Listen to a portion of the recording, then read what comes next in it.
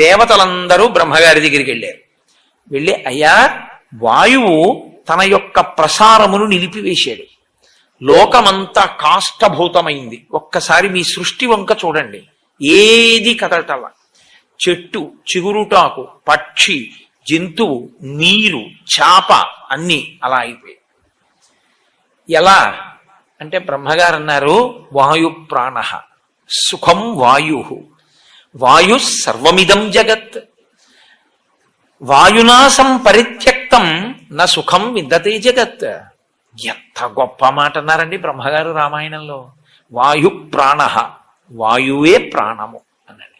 వాయువుని రమ్మని నేను పిలవాలి, కోపించి ఉన్నాడు. నేను రాను అని కూడా ఓ మాట అనేస్తే చాలా పెద్ద ప్రళయమే వస్తుంది, కాబట్టి నేనే వస్తానన్నారు బ్రహ్మగారు. తిన్నగా వెళ్ళి ఆ పిల్లవాడిని ఇలా ముట్టుకున్నారు. బ్రహ్మగారు ఇలా ముట్టుకోవడం ఏమిటి? అది సృష్టి శక్తి. బ్రహ్మగారంటే ఆయన ముట్టుకుంటే సృష్టి జరుగుతుంది. కాబట్టి ఆ పిల్లవాడిని ఇలా ముట్టుకోగానే ఆ పిల్లవాడు మళ్ళీ లేచాడు.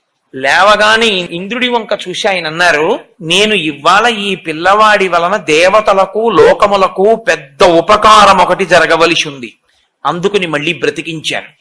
మీ అందరూ కూడా ఈ పిల్లవానికి వరములు ఇవ్వండి అన్నాడు. అంటే ఇంద్రుడు అన్నాడు, ఈ పిల్లవాడిని పడగొట్టింది నేనే. నేను వేసిన వజ్రాయుధానికి ఇతని ఎడమ దవడ సొట్టపడింది కాబట్టి, సొట్టబడిన హనువులు కలిగిన వాడు కాబట్టి ఈ పిల్లవాణ్ణి నేను వజ్రాయుధంతో కొట్టానన్న దానికి గుర్తుగా హనుమా అని పిలవబడతాడు. 2, నేనిచ్చే వరం ఏమిటంటే ఈ పిల్లవాణ్ణి నా వజ్రాయుధము ఇక చెనకలేదు. సూర్యభగవానుడు అన్నాడు, నాలో ఉన్న తేజస్సులో 100వ వంతు ఈ పిల్లవాడికి ఇచ్చేస్తున్నాను. వీడికి శాస్త్రం చదువుకునే యోగ్యత కలిగిన నాడు సమస్త శాస్త్రములు నేను బోధ చేస్తాను. వరుణుడు అన్నాడు, ఈ పిల్లవాడికి అలసట, దగ్గుత్తిక ఇలాంటివి కలగవు. వరుణపాశముల చేత ఈ పిల్లవాడు ఎప్పుడూ మృత్యువుని పొందడు. యమధర్మరాజు గారు అన్నారు, నా శక్తి 2 రకములుగా ఉంటుంది, 1 రోగము, 2 మృత్యువు. ఈ 2 లోకంలో ప్రవేశపెడతాను నేను. నా అనుగ్రహం చేత ఈ పిల్లవాడికి రోగముండదు, ఈ పిల్లవాడికి మృత్యు ఉండదు, కాబట్టి ఇతను మృత్యువునకు అతీతుడై ఉంటాడు. చతుర్ముఖ బ్రహ్మగారు అన్నారు, ఈ పిల్లవాడు బ్రహ్మదండమునకు కూడా లొంగడు. ఎవరికొచ్చే ఈ శక్తులన్నీ? ఇంకా 1 గుక్కెడు పాలు, అమ్మ పాలు కూడా తాగని పిల్లవాడికి బహుశః పౌరాణిక వాంగ్మయంలో ఎవరికీ కలగనంత రీతిలో హనుమకొచ్చాయి. ఇవన్నీ పుట్టిన గంటలో ఇన్ని దేవతల శక్తులు ఆయనకు వచ్చేసాయి.